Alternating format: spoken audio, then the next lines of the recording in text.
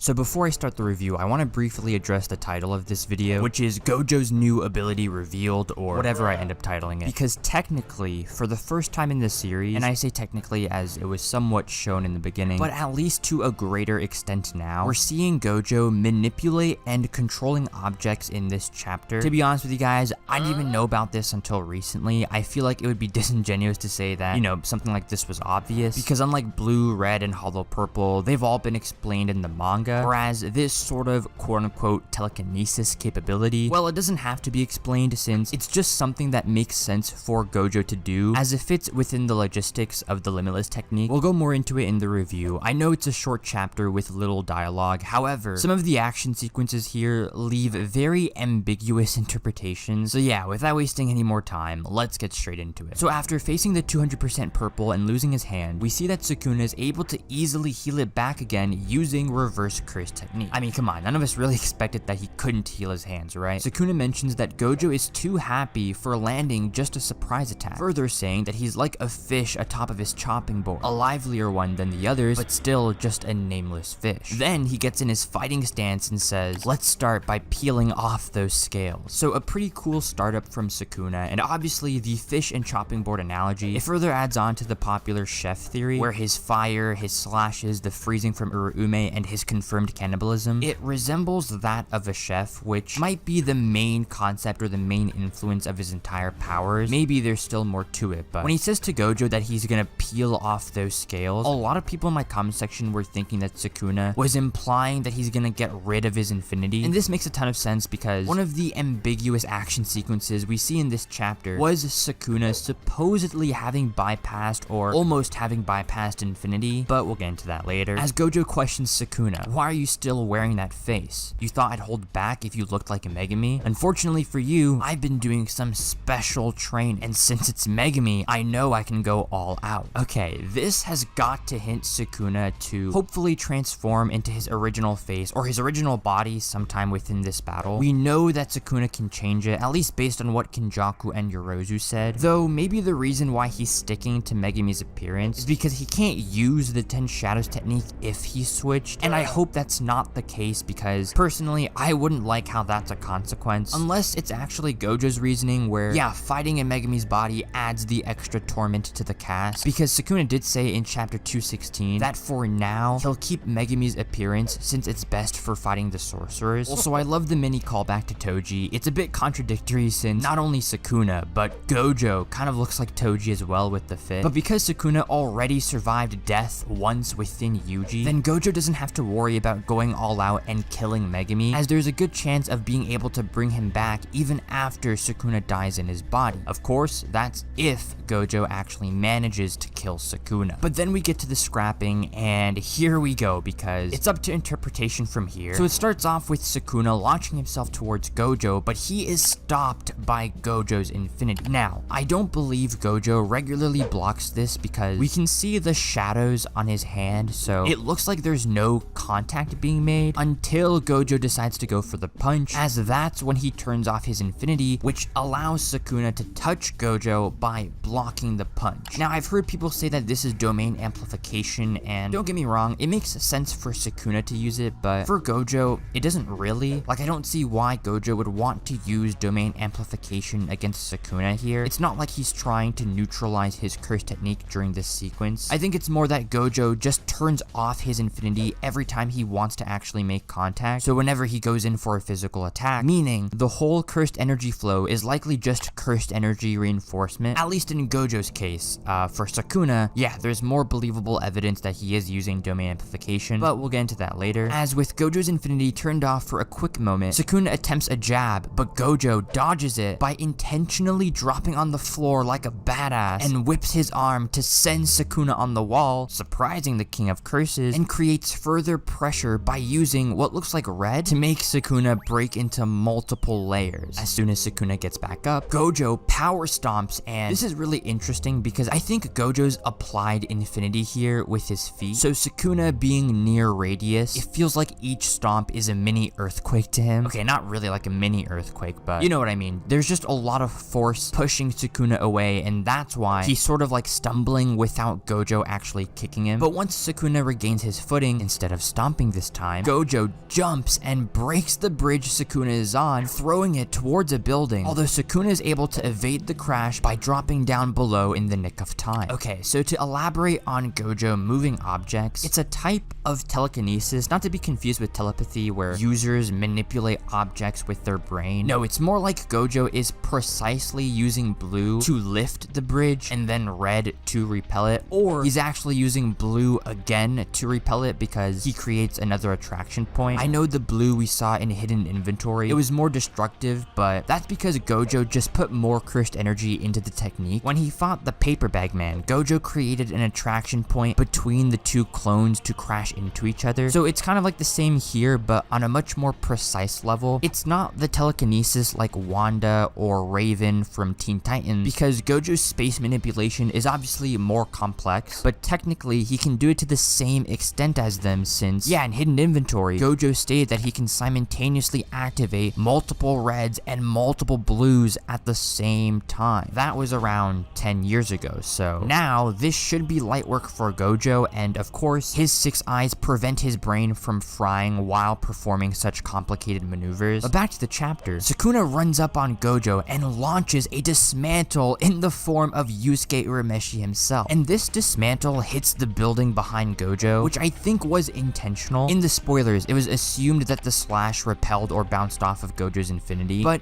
that shouldn't be the case since an attack encountering infinity wouldn't bounce off from infinity. Instead, it would just move ever so slowly, basically stopping in front of Gojo, since Ekutami stated in a volume extra that Gojo's infinity is like the resemblance of the Achilles and the tortoise paradox. So I think Sukuna intentionally aimed it high to hit the building, surprising Gojo for a quick second and jumping towards him for close quarters. Now I would like to believe that Gojo's 6 eyes can see Sukuna's invisible dismantle slashes, because in hidden inventory it was stated that the 6 eyes can read the mass, shape, and speed of projectiles, and then in chapter 52 it showed that the 6 eyes can see cursed energy flow, which in turn can read another person's cursed technique, as Gojo in hidden inventory figured out how the paper bag man's exact cloning technique worked just by looking at him for a few seconds. And then even in the fan book, the 6 eyes were stated to detect things that don't even have cursed energy. So I think if Maharaga's adaptation could see Sukuna's invisible slashes, then it's not like his dismantle is entirely invisible. I know Maharaga can just adapt to any phenomena, so it might be different, but no, I mean with Gojo's surprised reaction here, I don't think it was because he didn't see how that slash went through. Rather, it's because it's his first time seeing dismantle. Like up until now, Gojo hadn't witnessed Sukuna's slashing abilities before. Again, with the 6 eyes detecting the speed and the mass of things, Gojo's reaction was probably surprised at just how fast and transparent that attack was. But this allows Sukuna to come in close, and oh boy. The next sequence here is the most ambiguous in the chapter, where Sukuna punches Gojo and his infinity stops the punch. Although, Gojo gets shocked for some reason and grabs Sukuna, so turning off his infinity, and allowing the both of them to crash through the window of the falling building. Now, it's likely that Sukuna's punch was actually gonna go through infinity. From the way it's drawn, it reminds me of the inverted spear of heaven eventually piercing infinity, and this could probably be because of Sukuna using domain amplification. Again, it's not confirmed, but even the panel before, it shows the overflow of cursed energy that domain amplification would typically look like, because I'm trying to think of a solid reason why else Gojo would just deliberately turn off his infinity if it wasn't actually being penetrated through there. Sukuna's reaction here is because Gojo decided to turn off his infinity, which,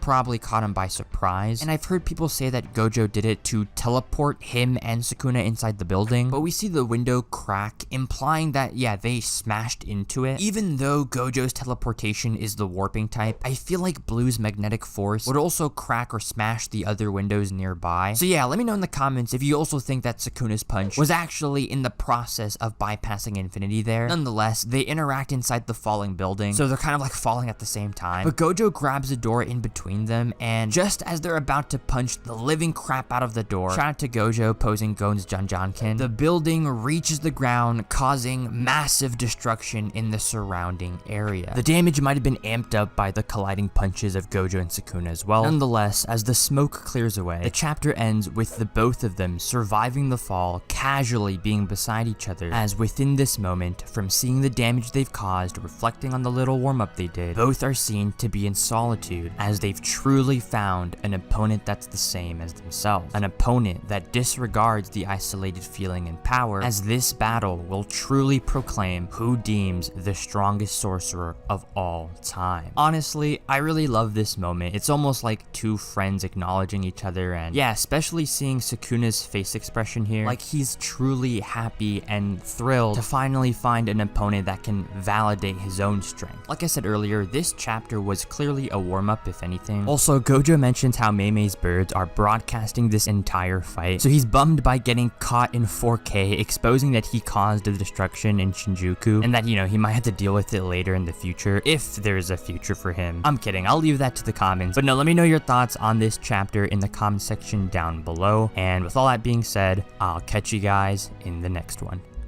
Peace.